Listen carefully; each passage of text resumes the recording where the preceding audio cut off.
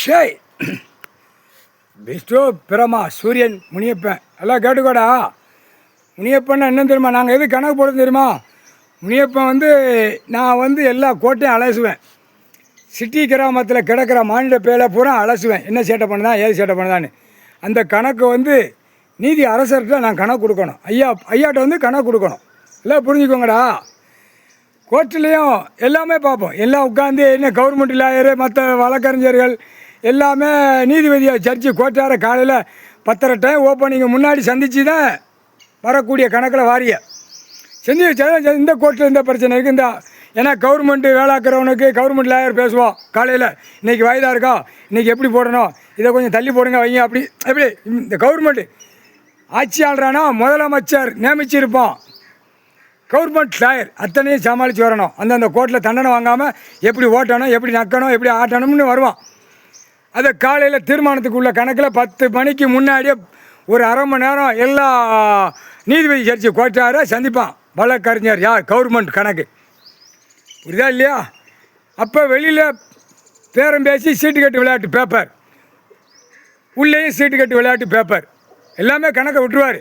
அதுதான் கிரிமினலில் உட்காந்துட்டார். கணக்கு ஏன் தண்டனை கொடுக்கல, இவ்வளோ நாள் ஏன் டைம் இழுத்து போகுது, என்ன காரணம், எல்லாமே பிடிக்காமல பிடிச்சி உள்ளே தூக்கி ரிவெட் அடிச்சு விடுவார்.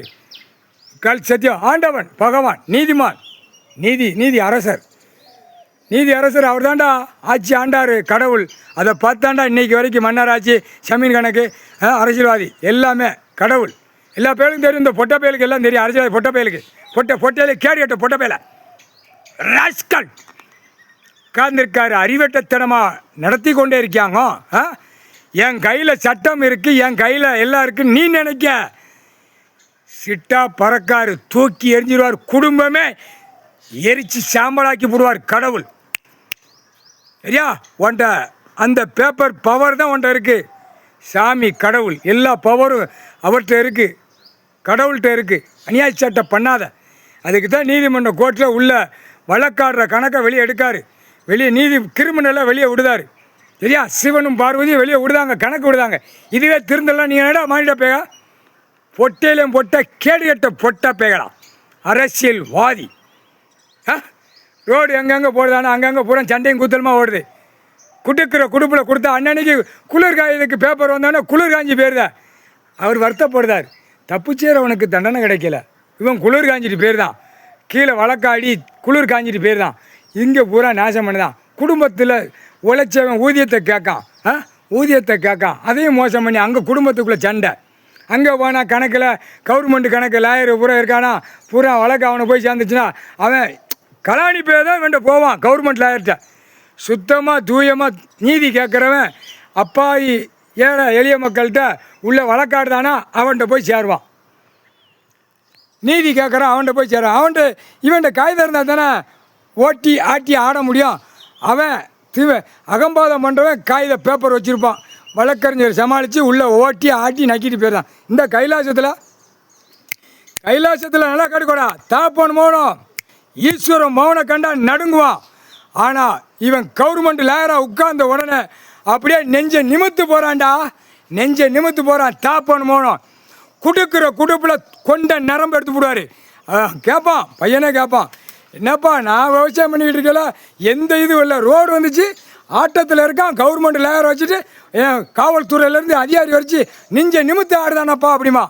ஆமாடா, பவர் அவன் கையில் இருக்குது, அதனால் 2 பேரும் தூக்குதாண்டா அப்படின்னு சொன்னவொடனே சொல்லுதார். ஒப்பண்ட கேட்பான், அப்போ எவ்வளோ பெரிய திமிருப்பா, அமைதியாக போடா, இப்போதைக்கு அவன் கையில் கண்ட்ரோலில் இருக்கான்னு ஆடிக்கிட்டு இருக்கான், அது நேரம் வரும், கவலைப்படாத, பிடிக்கிற கையை காலை ஒடிச்சு விடுமா. ஒப்பண்ட கேட்பான், பொருளா கையை காலை வீசி தானே இங்கே எல்லாம் சேட்டை பண்ணா, கையை காலை வீசி நடு ரோட்டில் இராணுவ வானரப்பட விலங்கு மாட்டி தூக்குவான். நீ பேசாமல் இருறா. குடும்பத்துக்குள்ளே பிரச்சனை இருக்குன்னா கவர்மெண்ட் லாயரு அதை தீர்த்து விட்றவன் தான் கவர்மெண்ட் லாயர். அதை அநியாயத்தனமாக அகம்பாத்தனமாக செய்யக்கூடாது. அந்த பாவம் சிவன் குடும்பம் உனக்கு சிலிவுத்தூர் கவர்மெண்ட் லாயர் நக்கால விட்ட வாக்கு தப்பாதுரா, புரிஞ்சிக்கோ.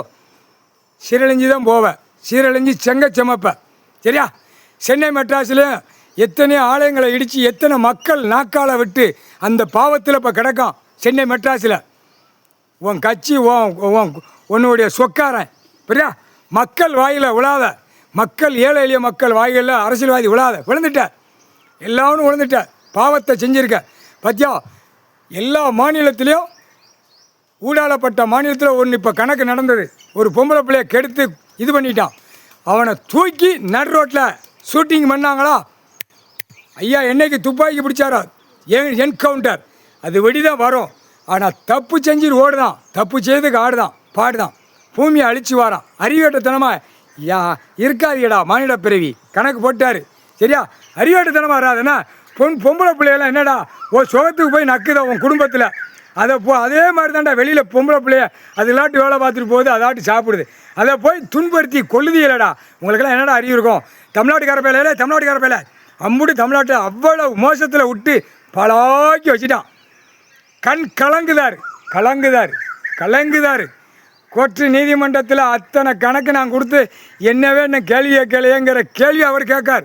அதான் கைலாசத்தில் கேள்விக்கு பதில் கணக்கு விட்டாச்சுன்னா எல்லா மக்களும் பயந்து அதாவது விவசாயம் பண்ணி சாப்பிடும். அப்போ இன்னும் இருக்க இறுக்கி பிடிச்சா மக்களை பூரா துன்படுத்துவான் அரசியல்வாதி. எல்லாம் அவன் உட்காந்து நாற்காலி சேரில் உட்காந்து அவனுக்கு கீழே பூரா வாடு வரை கிடக்கிறவன் ஆட்டத்தில் நிற்பான்.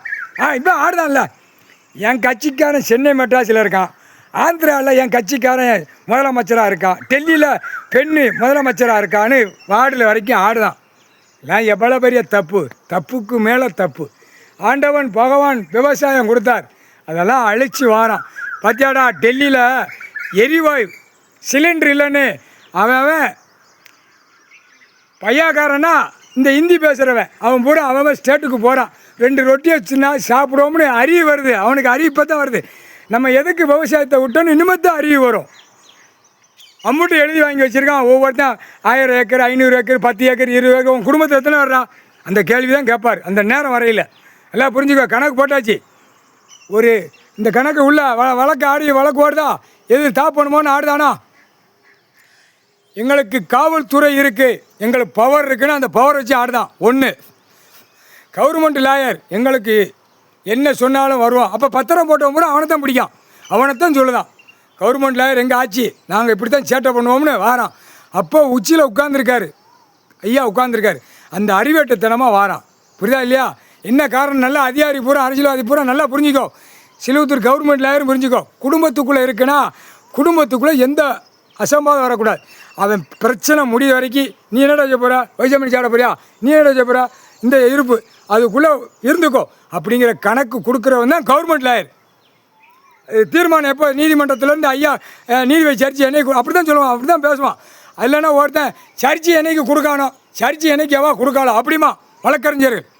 அதுவும் அப்படியே வெளியே உட்காந்து டீ கடை போதை அடிக்கிற இடம் எல்லாம் வழக்கறிஞர் பேசத்தான் செய்தான். இந்த அம்மா உட்காந்துருக்கு, இது ஸ்ட்ராங்காக நிற்கும் அப்படிமா. இந்த சர்ச்சை உட்காந்துருக்கான், இவன் ஸ்ட்ராங்காக நிற்பான், நம்ம கரெக்டாக போகணும் அப்படிமா. எத்தனை இந்த நாக்கில் என்னமெல்லாம் பேசுதான், நாக்கில் என்னமெல்லாம் பேசுதான். ஒரு நீதிமன்றம்னா என்னன்னு தெரியுமா? தப்புக்கு தண்டனை உள்ளே போய் கும்பிட்டு போகிற அந்த தலைவாசலை மிதித்து கும்பிட்டு போகிற தப்புக்கு தண்டனை வாங்கி கொடுக்கணும்.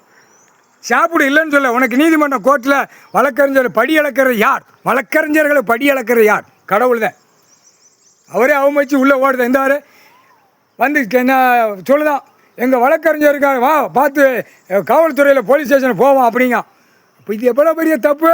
அப்படியாடாங்காரு பையன்கிட்ட சொல்லுதாரு. அப்படியாடா அவன் போட்டுண்டா அப்படிங்காரு. அதான் சொல்லுவார்ல, அவரே சொல்லுவார், கடைசி ரோமத்து வரைக்கும் விளையாடுவார். அது எப்பேற்பட்ட கொம்பனாக இருந்தாலும். நீ ஆடிட்டியா, ஆடி முடிச்சிட்டியா, என் ஆட்டத்தை பாரும்பாரு ஐயா, என் ஆட்டத்தை பார்த்தியாடா அப்படிம்பாரு. கண் எதிரில் உட்காந்துருக்காரு, கை நீட்டி பேதான். அவர் உச்சியில் உட்காந்துருக்காரு, மானிட பேல கையை நீட்டியா பேதா. அந்த கையை மடக்கி கெட்டுற நேரம் வரும். கால் சத்தியம் புரிஞ்சிக்கோ. வழக்கு உள்ளே ஆடுது, குடும்பத்தில் நடக்குனா சரிசமமாக பண்ணி கொடுக்கறது தான் வழக்கறிஞர்கள். நீ பெருசா நான் பெருசா அதுன்னு சொல்லுவான். கிரிமினல் கேஸில் ஒவ்வொருத்தனை அடித்து கிழிச்சிட்டு போய் 100 மையத்துக்கு வண்டி வர சொல்லி தூக்கி போடு, போய் டாக்டர்கிட்ட கையெழுத்து வாங்கு. இதெல்லாம் எவ்வளோ பெரிய தப்பு.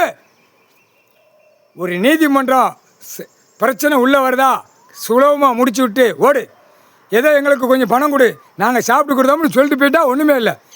நீ பெருசா நான் பெருசா? இப்போ சிலிவுத்தூர் கவர்மெண்ட்டு கணக்கில் வழக்கறிஞர் 2 தரப்பு, கைலாசத்தில் உள்ள தரப்பும் எதிர் தரப்பும் மோட்டிப்பில் நடக்கு, மோட்டிப்பில் நடக்கு. சரியா?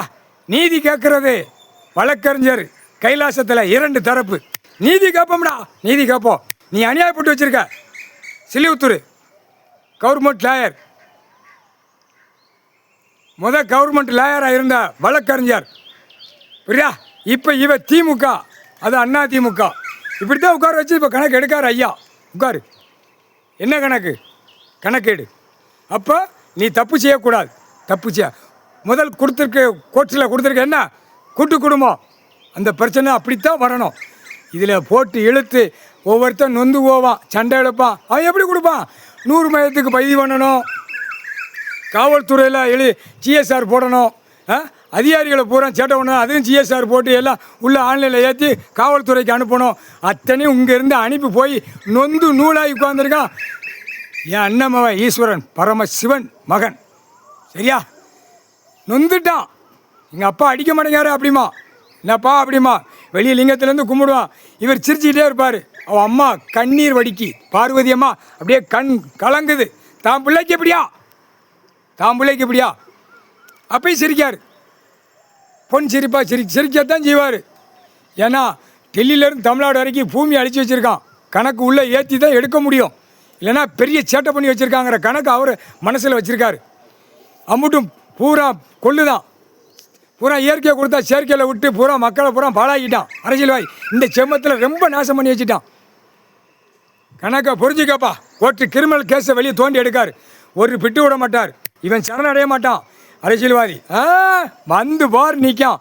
ஆனால் வந்து பார் நிற்க போய் நீ உள்ள மாட்டுதாடா அரசியல்வாதி. முக்கால் சத்தியம் குடும்பமே மாட்டுதா.